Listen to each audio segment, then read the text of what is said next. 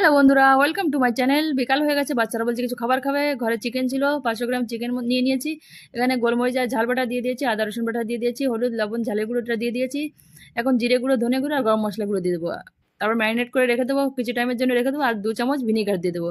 লেবুটা দিলে টেস্টটা খুব ভালো হয়, কিন্তু আমার কাছে লেবুটা ছিল না, তার জন্য আমি ভিনিগার দিয়ে দিয়েছি। তোমাদের কাছে লেবুটা থাকলে লেবুটা দিয়ে দেবে। এখন ভালো করে মেখে 30 মিনিটের জন্য রেখে দেবো ম্যারিনেট করা। তো ওইদিকে পিউষকে বই পড়াতে বসেছিলাম, বসে চলে এসেছি। ওরা বলছে কিছু খাবার খাবে, তার জন্য বানাতে চলে এসেছি। তো এটা 30 মিনিটের জন্য ঢেকে রেখে দেবো। আর পিউষকে কিছু হোমওয়ার্ক বি করাতে হবে, সেটা করিয়ে দিয়ে চলে আসবো ভাজা করতে। তো এটা থাক, এখন চলে এসেছি। 30 মিনিট হয়ে গেছে। পরিমাণ মতো কড়াইতে সাদা তেলটা দিয়ে দেবো। আর ওদিকে বাকি কিছু প্রসেস আছে, সেটা করবো। ধনেপাতা কুচি দিয়ে দিয়েছি, চালের গুঁড়ো দিয়ে দিয়েছি, আর বেসনটা দিয়ে দিয়েছি। আর গরম তেল 3 চামচ দিয়ে দিয়েছিলাম। ওটা দিলে কি হয়, টেস্টটা খুব ভালো হয়, ক্রিস্পি হয়, খেতে খুব ভালো লাগে। বানানো হয়ে গেছে, বাচ্চাদের খাওয়াবি হয়ে গেছে, আমি নিয়ে নিয়েছি। খেতে কিন্তু দারুণ হয়েছিল। চাইলে তোমরা একবার এভাবে ট্রাই করতে পারো, খুব ভালো হয়।